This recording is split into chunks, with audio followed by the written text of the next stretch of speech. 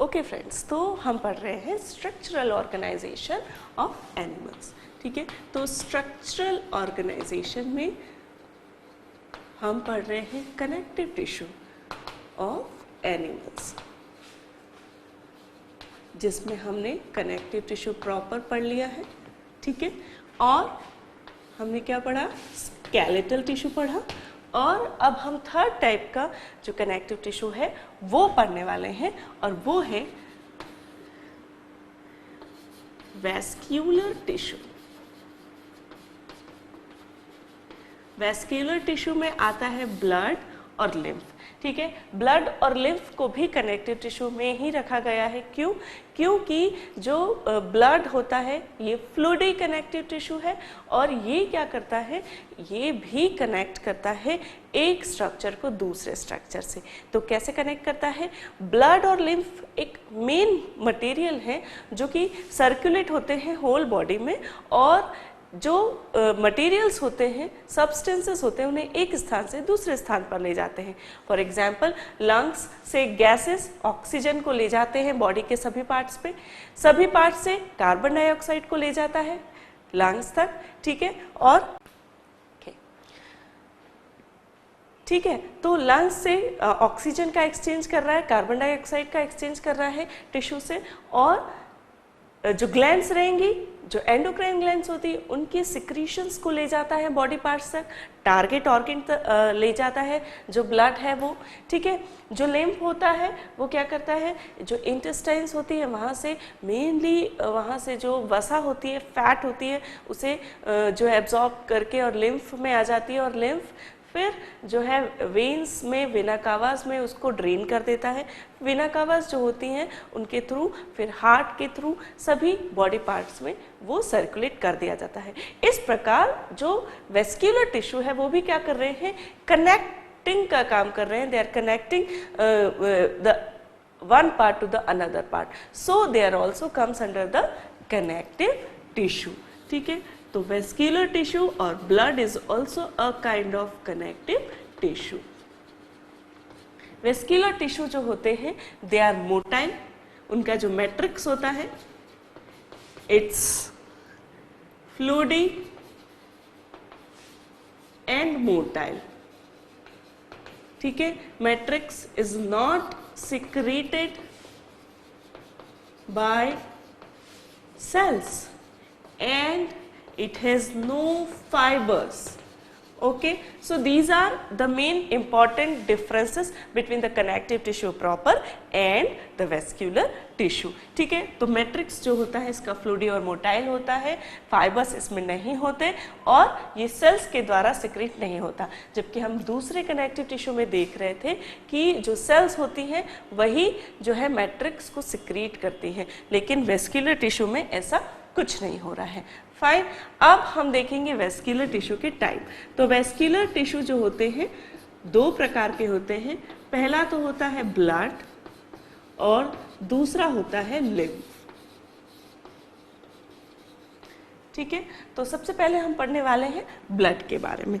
ठीक, तो ठीक है, ब्लड जो होता है वो कैसा होता है, थोड़ा स्टिकी फ्लूइड होता है। ठीक है, ठीक है, और इसकी जो विस्कोसिटी होती है 4 होती है।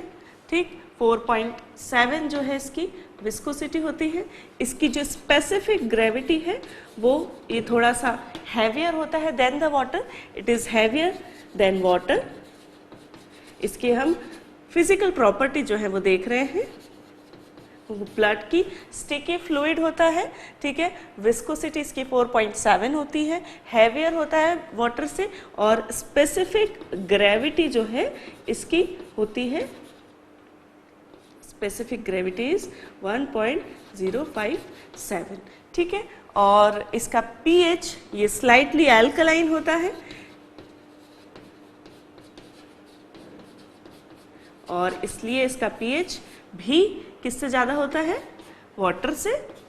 7.4 pH इसका होता है, that is slightly alkaline, towards alkaline जो है वो ब्लड होता है। ठीक है, उसके बाद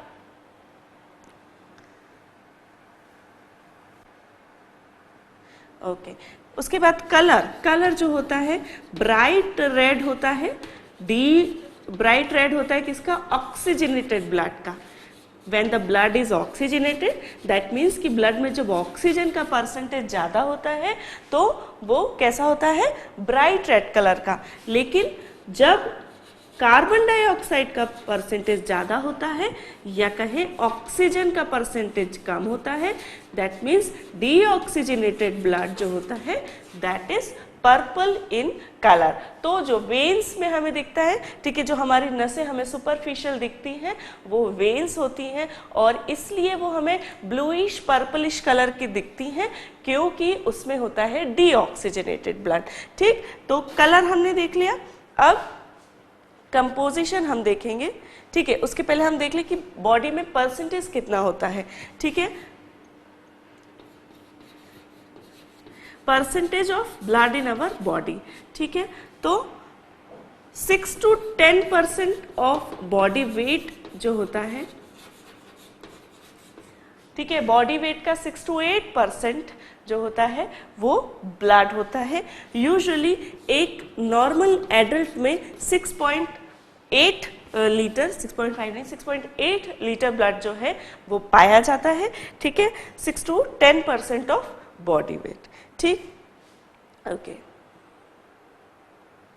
साथ ही जो एक्स्ट्रा सेल्यूलर फ्लूइड होता है, एक्स्ट्रा सेल्यूलर फ्लूइड क्या होता है? ECF कहते हैं जिसे हम शॉर्ट फॉर्म में। तो क्या होता है कि हमारी सभी सेल्स हैं बॉडी में, सेल्स के अंदर जो फ्लूइड होता है हम उसे इंट्रा सेल्यूलर फ्लूइड कहते हैं और उन सेल्स के अदर देन बॉडी में जितना भी फ्लूइड होता है, ठीक है, चाहे वो इंटरसेल्यूलर फ्लूइड हो, दैट मीन्स सेल्स के बीच में जो फ्लूइड है वो भी एक्स्ट्रा सेल्यूलर फ्लूइड में आ जाता है।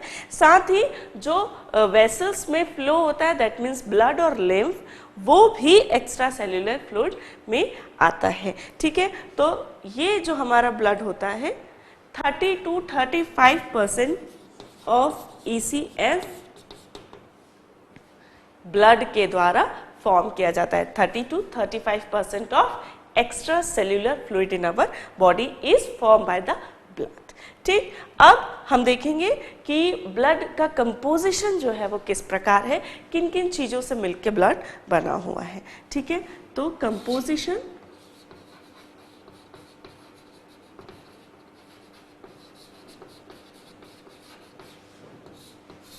Composition of blood. तो ब्लड जो है दो पदार्थ से बना हुआ है, एक तो है प्लाज्मा और एक है ब्लड सेल्स या ब्लड कॉर्पसल्स। ठीक है, तो प्लाज्मा और ब्लड सेल्स से मिलकर ब्लड बना हुआ आता है। अब सबसे पहले देखते हैं हम प्लाज्मा का जो है वो कैसा कंपोजिशन है। तो प्लाज्मा जो होता है फेंट येलो कलर का होता है।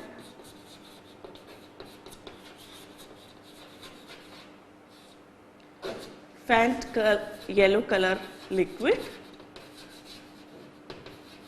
ठीक है, और ये जो प्लाज्मा होता है ये कुछ सब्सटेंसेस से बना होता है जो कि ऑर्गेनिक, इनऑर्गेनिक सब्सटेंसेस होते हैं और कुछ अदर सब्सटेंसेस होते हैं। ठीक है, तो ऑर्गेनिक, सबसे पहले इनऑर्गेनिक सब्सटेंसेस देखते हैं। तो इनऑर्गेनिक सब्सटेंसेस जो होते हैं वो क्या होते हैं? सल्फेटेस, ठीक है, sulphates, phosphates, chlorates of sodium, magnesium and calcium। ठीक है, sodium, magnesium and calcium, iron, ठीक है, इत्यादि आयंस के जो है वो कंपाउंड्स होते हैं, जैसे कैल्शियम सल्फेट, कैल्शियम फॉस्फेट, ठीक है, और मैग्नीशियम सल्फेट, मैग्नीशियम फॉस्फेट और आयरन के जो है कंपाउंड्स होते हैं। तो इस प्रकार इनऑर्गेनिक सब्सटेंसेस में इस प्रकार के जो है कंपाउंड्स होते हैं और ऑर्गेनिक सब्सटेंस में मेनली होता है प्रोटीन। ठीक है, मेनली होते हैं प्रोटीन। ये प्रोटीन में कौन कौन से प्रोटीन होते हैं? एल्ब्यूमिन, ठीक है, फिर ग्लोब्यूलिन, ठीक है, फिर प्रोपर्डिन, प्रोथ्रोम्बिन, फाइब्रिनोजेन, ठीक है, ओके, ठीक है। तो प्लाज्मा जो होता है वो फेंट येलो कलर का लिक्विड होता है। ऑर्गेनिक सब्सटेंस, इनऑर्गेनिक सब्सटेंस और वाटर, इनसे मिलके बनता है, ठीक है। प्लाज्मा जो होता है हमारा वो 50 to 60% of blood volume form करता है प्लाज्मा, ठीक है। 50 to 60% of blood volume is form by the plasma. इसमें वाटर जो होता है वो होता है 90 to 92%, ठीक है, 90 to 92% जो है वो वाटर होता है। इनऑर्गेनिक सॉल्ट जो होता है वो 1 to 2% होता है, ठीक है। और ऑर्गेनिक प्रोटीन, जिसमें प्रोटीन आते हैं, प्रोटीन्स जो होते हैं, ऑर्गेनिक मटेरियल्स जो हैं वो हमारा होता है, ठीक है। ऑर्गेनिक मटेरियल में प्रोटीन, ग्लूकोज, अमीनो एसिड्स और अमोनिया, ये सभी जो है वो ऑर्गेनिक सब्सटेंसेस में आते हैं। और ये ऑर्गेनिक सब्सटेंसेस जो हैं 6 से 8% होते हैं प्लाज्मा में, ठीक है। तो प्लाज्मा में 90 to 90% हो गया वाटर, ठीक है। 1 से 2% हो गए इनऑर्गेनिक सब्सटेंसेस जिसमें कि सॉल्ट्स आते हैं, इनऑर्गेनिक सॉल्ट्स। 6 to 8% हो गया हमारे ऑर्गेनिक प्रोटीन्स, जिसमें ऑर्गेनिक सब्सटेंसेस जिसमें प्रोटीन्स आते हैं, अमीनो एसिड्स आते हैं, ठीक है, अमोनिया आता है, ग्लूकोज आता है, एंजाइम्स आते हैं, हार्मोन्स आते हैं, एंटीबॉडीज आती हैं, ये सभी आते हैं हमारे किस में? ऑर्गेनिक सब्सटेंसेस में। एल्बुमिन जो होता है वो सबसे ज़्यादा मात्रा में होता है, प्रोटीन 4.0% होता है। ग्लोबुलिन उसके बाद 2.5% होता है प्लाज्मा में, ठीक है। उसके बाद फाइब्रिनोजेन जो होता है 0.3% होता है। और प्रोथ्रोम्बिन और प्रोपर्डीन जो होता है 0.03% होता है, ठीक है। तो इस प्रकार इसका कंपोजिशन है जो आपको याद रखना पड़ेगा, ठीक है। तो इस प्रकार कंपोजिशन देख रहे हैं हम प्लाज्मा ब्लड का कंपोजिशन, जिसमें जो लिक्विड सब्सटेंस होता है, बैकग्राउंड जो होता है जिससे फॉर्म होता है बैकग्राउंड लिक्विड, वो होता है प्लाज्मा। और ये प्लाज्मा जो है 50 to 60% ऑफ ब्लड का जो वॉल्यूम होता है वो प्लाज्मा से बना हुआ होता है, बाकी सेल्स रहती हैं, ठीक है। ये प्लाज्मा बना होता है इनऑर्गेनिक और ऑर्गेनिक सब्सटेंसेस से, और कुछ अदर, जिसमें ऑर्गेनिक सब्सटेंसेस में मेन होते हैं प्रोटीन, और अदर ऑर्गेनिक सब्सटेंसेस में होते हैं glucose, amino acid, ammonia, enzymes, hormones and antibody, ठीक है। अब इसके परसेंटेज भी देखे हमने कि प्रोटीन्स जो होते हैं उसके कितने परसेंटेज जो है वो होता है, ठीक है। उसके बाद जो है मेन एक्चुअली जो न्यूट्रिशन होता है जो कि ब्लड के द्वारा कैरी किया जाता है वो होता है ग्लूकोज, ठीक है। तो glucose is the main nutrition which is carried by the blood, and ammonia is the main nitrogenous waste which is carried by the blood, ठीक है। तो मेन न्यूट्रिशन ग्लूकोज है जो कि क्या हो रहा है, ब्लड के द्वारा सभी सेल्स को पहुंचाया जा रहा है। और अमोनिया जो है मेन नाइट्रोजिनस वेस्ट है जो कि सेल्स फॉर्म करती हैं अपनी कैटाबॉलिज्म, कैटाबॉलिक जो प्रोसेसेस होती है उनके द्वारा, और वो अमोनिया जो है ब्लड में ड्रेन कर दिया जाता है, और फिर वो अमोनिया से यूरिया फॉर्म होता है लिवर में, ठीक है। तो वो अमोनिया ले जाता है ब्लड लीवर को, लीवर यूरिया फॉर्म करता है, और फिर वो यूरिया फिर कहाँ पे फिल्टर हो जाता है ब्लड में से, किडनीज में, और किडनी से यूरिया फिल्टर होके और यूरिन के द्वारा एक्सक्रीट कर दिया जाता है, ठीक है। तो इस प्रकार से पूरी फिजियोलॉजी है हमारी बॉडी की, और जिसमें ब्लड जो है बहुत ही इंपॉर्टेंट फंक्शन करता है, और वो है फंक्शन ऑफ ट्रांसपोर्टेशन, ठीक है। तो ये हमने देखा ब्लड का कंपोजिशन, जिसमें प्लाज्मा का कंपोजिशन हमने देखा। अब हम देखते हैं फंक्शंस ऑफ द प्लाज्मा, कि प्लाज्मा जो है वो क्या फंक्शन कर रहा है। ठीक है, ओके फ्रेंड, तो हम देख रहे हैं ब्लड, और ब्लड में हमने देखा कि ब्लड एक वेस्क्यूलर कनेक्टिव टिश्यू है, जो कि सॉफ्टेस्ट कनेक्टिव टिश्यू है। Blood is the softest connective tissue और कनेक्ट कर रहा है, ये भी ट्रांसपोर्टेशन का काम करता है प्लाज्मा। और देखा प्लाज्मा का कंपोजिशन, ठीक है, जो कि 50 to 60% जो है ब्लड वॉल्यूम फॉर्म करता है। इनऑर्गेनिक सब्सटेंसेस में जो है वो एक पोटेशियम आयन भी एक बहुत इम्पॉर्टेंट इसका कंपोजिशन इनऑर्गेनिक सॉल्ट्स में होता है। साथ ही कार्बोनेट्स एंड बाइकार्बोनेट्स भी जो है, bicarbonates and carbonates of these ions. ठीक है, तो इस प्रकार इनऑर्गेनिक सब्सटेंसेस में sulphate, sulphates, phosphates, chlorates and carbonates and bicarbonates of sodium, magnesium, calcium, potassium and iron ions. ठीक, तो इस प्रकार कंपोजिशन देख लिया हमने। अब हम देखेंगे कि भाई प्लाज्मा जो है वो फंक्शंस क्या क्या करता है। ठीक है, तो फंक्शंस ऑफ प्लाज्मा,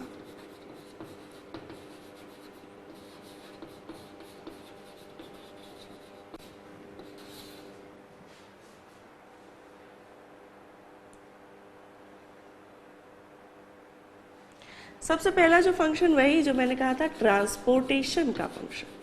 ठीक है, तो ट्रांसपोर्टेशन में क्या क्या ट्रांसपोर्ट कर रहा है, तो ग्लूकोज, ठीक है, अमीनो एसिड्स, फैटी एसिड्स, ठीक है, फैटी एसिड्स। उसके अलावा जो हमने देखा था अमोनिया, यूरिया, यूरिक एसिड्स, ठीक है, these are also composition of organic composition of plasma, urea, uric acid. ठीक है, तो इन्हें जो है सेल्स से ले जा रहा है और सेल्स को कुछ न्यूट्रिशन प्रोवाइड कर रहा है। ठीक है, तो transportation of nutrition, transportation of waste, waste कौन से हो गए, ammonia, urea, uric acid are waste. ठीक है, और ग्लूकोज जो है वो एक मेन न्यूट्रिशन है। साथ ही दूसरे न्यूट्रिशन ग्लूकोज के अलावा जो है अमोनिया और फैटी एसिड्स भी बहुत इंपॉर्टेंट है सेल्स के लिए। साथ ही वाइटामिन्स, ठीक है, ये भी एक प्रकार का न्यूट्रिशन है जो कि प्लाज्मा में रहता है, और वाइटामिन्स, ठीक है, साथ ही हार्मोन्स एंड एंजाइम्स, इनका ट्रांसपोर्टेशन करता है। ठीक है, जहां जरूरत है सेल्स को वहां पे हार्मोन्स और एंजाइम्स को ये पहुंचाता है। ठीक है, साथ ही गैसेस, गैसेस में कुछ परसेंटेज ऑफ ऑक्सीजन जो होता है, ठीक है, जब लंग्स में गैसेस एक्सचेंज होता है तो कुछ परसेंटेज ऑफ ऑक्सीजन, ठीक है, इट्स अराउंड 7% ऑफ ऑक्सीजन जो है it is bound with the plasma. ठीक है, तो ऑक्सीजन का ट्रांसपोर्ट करता है। साथ ही कार्बन डाइऑक्साइड को भी मेनली प्लाज्मा जो है वो एक्सचेंज करने में मदद करता है। ठीक है, तो सबसे मेन फंक्शन हमने पढ़ा कि ट्रांसपोर्टेशन। ठीक, उसके बाद ट्रांसपोर्टेशन के बाद जो फंक्शन है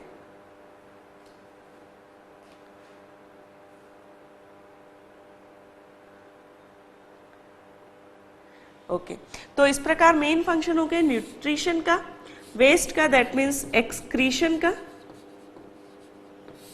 ठीक है, न्यूट्रिशन, एक्सक्रीशन, रेस्पिरेशन, ठीक है, ऑक्सीजन और कार्बन डाइऑक्साइड से रेस्पिरेशन का फंक्शन किया उसने परफॉर्म। ठीक है, और होम्योस्टेसिस का, तो होम्योस्टेसिस को भी मेंटेन करके रखता है प्लाज्मा। होम्योस्टेसिस मतलब एक बैलेंस बनाए रखना। तो प्लाज्मा जो है बॉडी में होम्योस्टेसिस को बनाए रखता है, ठीक है। जो एक्सेस में हो गया है उसे एक्सक्रीट कराने में मदद करता है, ठीक है। कुछ भी चीज़ यदि बॉडी में एक्सेस हो गई है तो वो एक्सक्रीट कर दी जाती है बॉडी से, चाहे वो कुछ भी हो, चाहे वो हार्मोन्स हो, चाहे वो वाइटामिन्स हो, ठीक है। तो ये जो है एक्सेस अमाउंट में यदि कुछ भी चीज़ है तो वो बॉडी से बाहर निकाल दी जाती है और उसमें प्लाज्मा हमारी मदद करता है। तो होम्योथर्मी दूसरा जो फंक्शन है वो है होम्योथर्मी का, ठीक है। तो मसल्स और ग्लैंड्स जो होती हैं वहां पर क्या होता है, हीट का फॉर्मेशन होता है और ये हीट जो है प्लाज्मा के द्वारा बॉडी में डिस्पर्स कर दी जाती है और इस प्रकार हमारी बॉडी में एक कांस्टेंट टेम्परेचर जो है, ठीक है, वो जो है मेंटेन किया जाता है। 37 डिग्री सेल्सियस का टेम्परेचर या 98 फ़ारेनहाइट का जो टेम्परेचर होता है बॉडी हमेशा एक मेंटेन करके रखती है, उससे कम या ज़्यादा नहीं होता और यदि होता है तो that is a abnormal condition. तो वो जो कंडीशन है होम्योथर्मी, होम्यो मीन्स एक कांस्टेंट, ठीक है, एंड सिमिलर और कांस्टेंट, थर्मी मीन्स टेम्परेचर। तो एक कांस्टेंट टेम्परेचर जो है बॉडी में मेंटेन करने का काम करते हैं प्लाज्मा। मसल्स और ग्लैंड्स जो है हीट प्रोड्यूस करती है जिसे प्लाज्मा जो है पूरी बॉडी में डिस्पर्स करने का काम करती है, ठीक है। तो दूसरा फंक्शन हो गया होम्योथर्मी का। देन पीएच कांस्टेंट,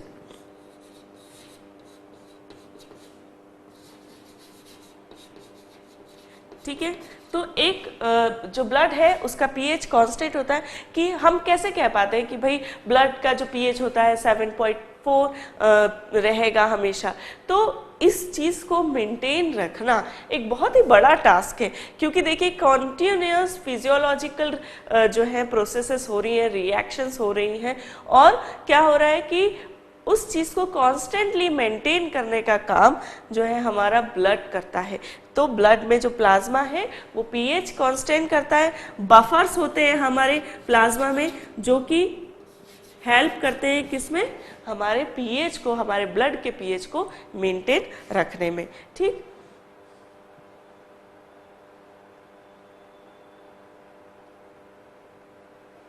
ठीक है। तो सर्टेन मिनरल्स जैसे सोडियम बाइकार्बोनेट्स और प्रोटीन्स ये क्या करते हैं, एसिड बेस बफर बनाते हैं और उसकी मदद से क्या होता है, ठीक है, उसकी मदद से पीएच हमारा हमेशा कांस्टेंट बना रहता है, ठीक। उसके बाद है ब्लड क्लॉटिंग, ठीक है। ब्लड क्लॉटिंग, यदि कहीं बॉडी पार्ट में इंजरी हो जाए तो वहाँ पर ब्लड का क्लॉट बन जाता है और फर्दर जो है ब्लीडिंग नहीं होती। तो ये जो फंक्शन है ये कहलाता है ब्लड क्लॉटिंग। तो वेरियस क्लॉटिंग फैक्टर्स जो होते हैं वो हमारे प्लाज्मा में रहते हैं, जैसे कि फाइब्रिनोजेन जो है it's a main component of clotting और इसमें जो है हेल्प करता है क्लॉटिंग में, ठीक है। तो fibrinogen and various clotting factors of plasma,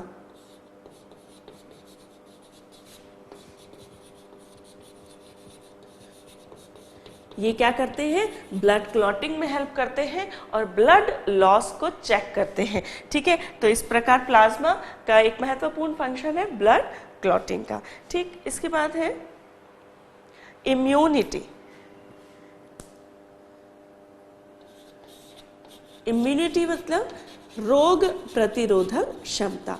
तो रोगों से हमें एक प्रतिरोधक क्षमता जो है मिलती है, किसकी वजह से, प्लाज्मा की वजह से। क्यों, क्योंकि प्लाज्मा में जो ग्लोब्यूलिन प्रोटीन होता है, ठीक है, ग्लोब्यूलिन प्रोटीन जो होता है वो इम्यूनोग्लोब्यूलिन फॉर्म करते हैं। इम्यूनोग्लोब्यूलिन क्या होते हैं, एक प्रकार के प्रोटीन होते हैं जिन्हें हम एंटीबॉडीज कहते हैं। तो ये एंटीबॉडीज जो है वो कहाँ रहती हैं, हमारे प्लाज्मा में। तो एंटीबॉडीज जो होती हैं ग्लोब्यूलिन प्रोटीन से फॉर्म होती हैं जिन्हें इम्यूनोग्लोब्यूलिन कहते हैं,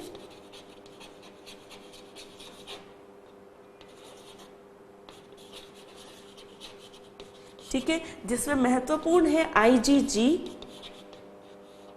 ठीक है, गामा ग्लोबुलिन जो होते हैं, इम्यूनोग्लोबुलिन, गामा ग्लोबुलिन जिन्हें कहते हैं, ये मेन इंपॉर्टेंट होते हैं हमें रोगों से प्रतिरोधक क्षमता बनाने में। तो ये कहलाती हैं एंटीबॉडीज। एंटीबॉडीज जो होती हैं वो एक प्रकार की सब्सटेंसेस, केमिकल सब्सटेंसेस होते हैं।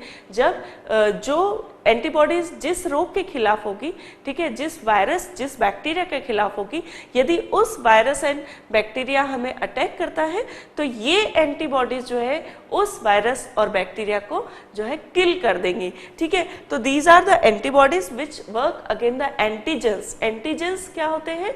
जिनके अगेंस्ट एंटीबॉडीज काम करती है। तो ये एंटीजेंस कुछ टॉक्सिक सब्सटेंसेस हो सकते हैं। ठीक है, क्यों? क्योंकि कुछ बैक्टीरिया जो होते हैं वो टॉक्सिक सब्सटेंसेस सीक्रेट करते हैं और उन टॉक्सिक सब्सटेंस के खिलाफ यदि बॉडी में एंटीबॉडीज हो तो वो उन्हें जो है न्यूट्रलाइज कर देंगी, या बैक्टीरियाज हैं तो उन्हें किल कर देगी। तो इस प्रकार एंटीबॉडीज जो होती हैं वो हमारी रोग प्रतिरोधक क्षमता या इम्यूनिटी को बनाए रखती है। ठीक, okay. The other function is the osmotic tension. तो ब्लड का जो है एक ऑस्मोटिक टेंशन होता है, it is around 25 mm of Hg, और ये जो ऑस्मोटिक प्रेशर होता है ये एल्बुमिन के कारण मेंटेन होता है, प्रोटीन्स के कारण मेनली मेंटेन होता है प्लाज्मा में, प्लाज्मा के प्रोटीन्स के कारण मेंटेन होता है। और यदि ये ऑस्मोटिक प्रेशर कम होगा तो क्या होगा कि जो ब्लड में वाटर होता है वो लॉस होता रहेगा, लॉस होने लगेगा। ठीक है, तो जरूरी है कि एक ऑस्मोटिक प्रेशर ब्लड का मेंटेन किया जाए ताकि ब्लड जो है वो वाटर को होल्ड कर सके, टू होल्ड द वाटर। ठीक है, और ये मेंटेन किया जाता है प्लाज्मा प्रोटीन से जो कि है एल्बुमिन। ठीक है, मेनली एल्बुमिन होता है। ठीक है, यदि ऑस्मोटिक प्रेशर कम होने लगे तो वाटर जो है ब्लड वेसल्स से निकलकर टिश्यू में आने लगेगा और वो एक प्रकार की स्वेलिंग कॉज करेगा। ठीक है, जो कि एक पैथोलॉजिकल कंडीशन है जिसे हम एसाइटिस कह सकते हैं, ड्रॉप्सी कह सकते हैं। ठीक है, तो वो स्वेलिंग कॉज करने लगेगा और ऑस्मोटिक टेंशन यदि कम होगा तो फ्लूइड जो है ब्लड वेसल से निकलकर टिश्यूज में जाने लगेगा। ठीक है, और स्वेलिंग कॉज करेगा। तो एक ऑस्मोटिक प्रेशर मेंटेन करना बहुत ही जरूरी है प्लाज्मा प्रोटीन्स के द्वारा। ठीक है, उसके बाद जो एक फंक्शन है वो है मिडल मैन का। मिडल मैन का किस प्रकार फंक्शन है?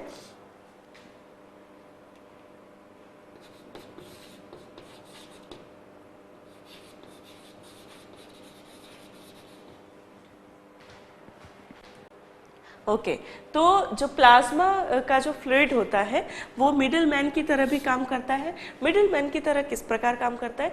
तो जो प्लाज्मा का ही जो फ्लूइड होता है वो टिश्यूज के बीच में भी जाता है जब भी ज़रूरत पड़ती है।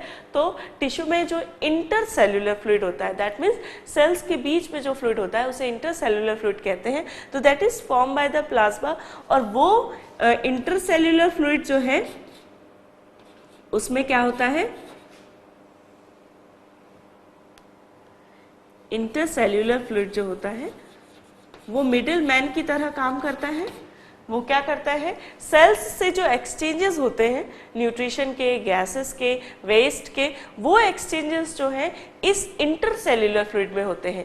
फिर जब इस इंटरसेल्यूलर फ्लूइड में वो मटेरियल्स आ जाते हैं तो वो ब्लड के द्वारा इससे एक्सचेंज कर लिए जाते हैं। तो इस प्रकार इंटरसेल्यूलर फ्लूइड के द्वारा जो है एक्सचेंजिंग का काम होता है और ये इंटरसेल्यूलर फ्लूइड भी प्लाज्मा के द्वारा फॉर्म किया जाता है। ठीक है, तो ये एक महत्वपूर्ण काम है मिडल मैन की तरह। ठीक है, उसके बाद जो फंक्शन है वो है ट्रांसपोर्टेशन ऑफ मिनरल। तो मिनरल का ट्रांसपोर्टेशन एक बहुत ही महत्वपूर्ण काम है क्योंकि मिनरल्स भी एक बहुत ही महत्वपूर्ण कंपोजिशन है हमारी टिश्यूज़ का, हमारी सेल्स का, और उनके बिना जो है बहुत सारे इंपॉर्टेंट टास्क नहीं हो सकते। फॉर एग्जांपल कैल्शियम, कैल्शियम कैसा बोन्स टिश्यू का, स्केलेटल टिश्यू का एक बहुत ही इंपॉर्टेंट कंपोजिशन है। फॉस्फोरस, ठीक है, it is also very important composition of bones. तो इन मिनरल्स को जहाँ पे ज़रूरत है वहाँ पहुँचाने का काम कौन करता है? प्लाज्मा, क्योंकि प्लाज्मा में बहुत सारे इनऑर्गेनिक सॉल्ट्स होते हैं। ठीक है, तो जिस प्रकार जो है जहाँ पर जिस सॉल्ट की ज़रूरत है वहाँ उसे पहुँचाना, ठीक है, मिनरल्स को पहुँचाना, ये काम जो है वो करता है हमारा प्लाज्मा। ठीक है, उसके बाद erythropoiesis. Erythropoiesis that means formation of blood cells. ठीक है, इरिथ्रोपोएसिस। अब उसमें कैसे हेल्प करेगा भाई प्लाज्मा? तो क्या होता है कि एक जो है हार्मोन होता है इरिथ्रोपोएटिन नाम का। ठीक है, इट इज अ हार्मोन जिसे हम इरिथ्रोपोएटिन कहते हैं। ये किडनी के द्वारा सिक्रीट होता है बाय किडनी, और इस हार्मोन की मदद के बिना जो फॉर्मेशन है ब्लड सेल्स का वो नहीं हो सकता। तो ये किडनी के द्वारा सिक्रीट होता है। ठीक है, और फिर इसका जो ट्रांसपोर्टेशन है वो कौन करता है? प्लाज्मा करता है। इस प्रकार इनडायरेक्टली इरिथ्रोपोएसिस में जो हमारा प्लाज्मा है वो हेल्प कर रहा है। ठीक, ओके, एक और जो जैसे कि मैंने आपको बताया था प्रोपर्डीन, तो प्रोपर्डीन का फंक्शन जो है वो ये है कि प्रोपर्डीन सर्टेन बैक्टीरियाज को किल कर सकता है, और प्रोपर्डीन चूंकि प्लाज्मा में रहता है तो इनडायरेक्ट फंक्शन हुआ प्लाज्मा का कि to kill the bacteria by the properdin. ठीक है, तो यहाँ लिखती हूँ मैं, so properdin kill some certain bacterias. Properdin of plasma kills certain bacterias। ठीक है, तो इस प्रकार प्लाज्मा के फंक्शंस हमने देखे। बहुत ही महत्वपूर्ण काम है ट्रांसपोर्टेशन का, जो कि वेरियस इनऑर्गेनिक ऑर्गेनिक सब्सटेंसेस का ये ट्रांसपोर्ट करता है। और जो इनऑर्गेनिक ऑर्गेनिक सब्सटेंसेस है उसमें mainly glucose, amino acids, fatty acids, ammonia, uric acid, urea, vitamins, ठीक है, हार्मोन्स, एंजाइम्स, ठीक है, और वेस्ट जो होते हैं नाइट्रोजनस वेस्ट वो देख लिया, और गैसेस। ठीक है, और इस प्रकार ये जो है न्यूट्रिशन में, एक्सक्रीशन में, होम्योस्टेसिस में और रेस्पिरेशन में हमें हेल्प करता है। फिर होम्योथर्मी, होम्योथर्मी मतलब बॉडी का एक कांस्टेंट टेम्परेचर मेंटेन रखने में भी हमारी हेल्प करता है प्लाज्मा। मसल्स और ग्लैंड्स के द्वारा जो हीट प्रोड्यूस करी जाती है उसे पूरी बॉडी में डिस्पर्स करने का काम करता है।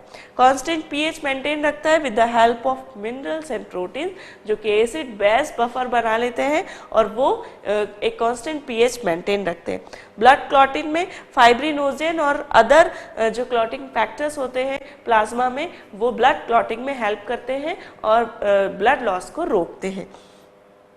इम्यूनिटी, जो एंटीबॉडीज होती है इम्यूनोग्लोब्यूलिन के रूप में, जो कि एक प्रकार के प्रोटीन है, ग्लोब्यूलिन प्रोटीन, वो हमारी बहुत सारी डिजीज से रक्षा करते हैं, हमारी इम्यूनिटी बनाते हैं उसके अगेंस्ट। ऑस्मोटिक टेंशन बनाया रखता है जो एल्बुमिन प्रोटीन है, मेनली वो ऑस्मोटिक प्रेशर मेंटेन रखता है, जिसके द्वारा जो वाटर है वो ब्लड में होल्ड किया जा सकता है। ठीक है, उसके बाद एक मिडिल मैन की तरह इंटरसेल्यूलर फ्लूइड जो है वो प्लाज्मा फ्लूइड के द्वारा फॉर्म किया जाता है, जिसमें सेल्स के द्वारा एक्सचेंजेस होते हैं। ट्रांसपोर्टेशन ऑफ मिनरल्स, ठीक है, तो मिनरल्स का ट्रांसपोर्टेशन, तो आयरन का मेन ट्रांसपोर्टेशन होता है।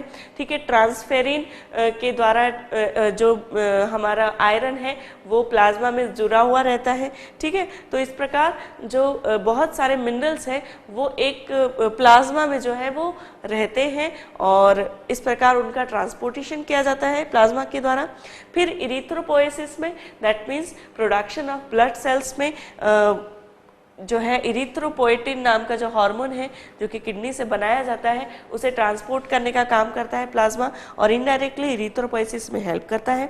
प्रोपर्डीन जो होता है प्रोटीन प्लाज्मा का, वो कुछ सर्टेन बैक्टीरियाज को किल कर सकता है। ठीक, तो इस प्रकार हमने देखा कंपोजिशन ऑफ ब्लड में प्लाज्मा का स्ट्रक्चर, किस प्रकार प्लाज्मा जो है कंपोजिशन होता है उसका केमिकल कंपोजिशन, और फिर हमने देखा फंक्शन ऑफ द प्लाज्मा। ठीक, अब हम देखेंगे कि अदर कंपोजिशन प्लाज्मा के बाद कि ब्लड कार्पसल्स जो है वो किस प्रकार की होती है ब्लड